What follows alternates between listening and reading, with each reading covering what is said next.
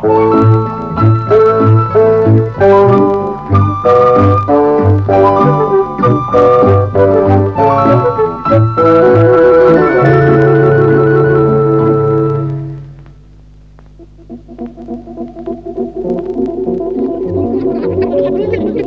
voir aujourd'hui nos messieurs qui ont inventé le courant alternatif.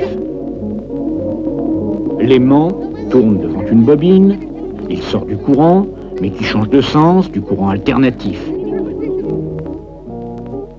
Il est d'abord maximum dans un sens, décroît, change de sens, et ainsi de suite, vous connaissez.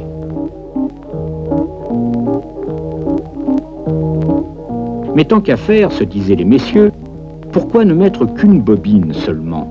Pourquoi pas deux? Pourquoi pas trois?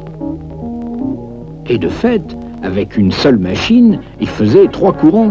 Tel est le principe du courant triphasé. Trois courants, avec chacun 2 fils, total 6 fils, cela faisait quand même pas mal de fils. Il devrait y avoir un moyen, dit quelqu'un. Et c'était vrai, il y en avait un. Prenons un fil de chaque circuit. Dans chacun d'eux circule un courant alternatif, on est bien d'accord.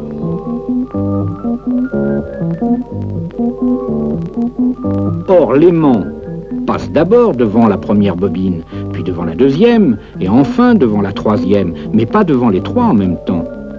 De sorte que les trois courants ne varient pas en même temps. Ils vont être, comme on dit, déphasés. Vous me suivez? Oui, nous le suivons. Quand le courant 1, par exemple, sera nul, le courant 2 sera à moitié maximum dans un sens, le courant 3 à moitié maximum dans l'autre sens. Or, il est bien connu que deux courants égaux de sens contraire s'annulent. Donc total 0. Un peu plus tard, quand le courant 1 sera maximum dans un sens, le 2 sera moitié maximum dans l'autre sens et le 3 aussi. Total, encore 0. Oui, à tout moment, la somme des trois courants est nulle.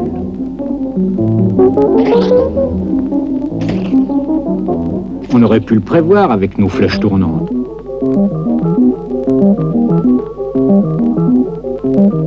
Mais si la somme des courants est nulle, on peut donc mettre en commun ces trois fils de retour. Et oui, et cela marche. Le fil où le courant est nul, on l'appelle le neutre. Les trois autres fils, on les appelle les fils de phase.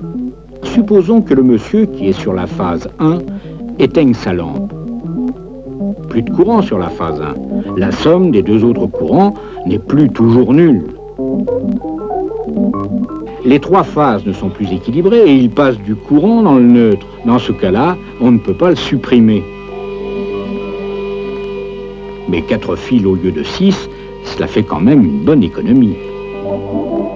Tel est le principe du courant triphasé. 3 fils de phase, un fil de neutre, plus quelquefois un cinquième, mais celui-là sert à allumer les réverbères. Vous êtes branché par exemple entre la phase 1 et le neutre. Votre voisine d'à côté entre la phase 2 et le neutre. Son autre voisin entre la phase 3 et le neutre, etc.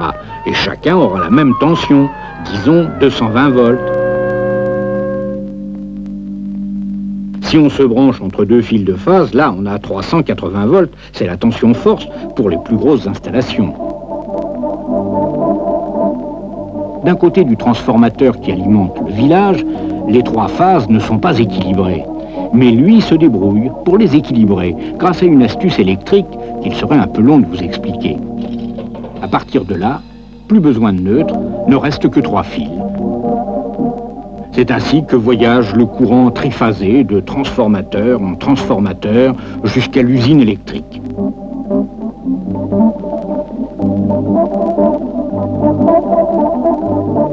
Mais au fait, pourquoi faut-il des transformateurs? Eh bien, cela permet en particulier de réduire le diamètre des câbles électriques. C'est un autre moyen de faire des économies de fil, mais nous verrons cela dans notre prochain épisode.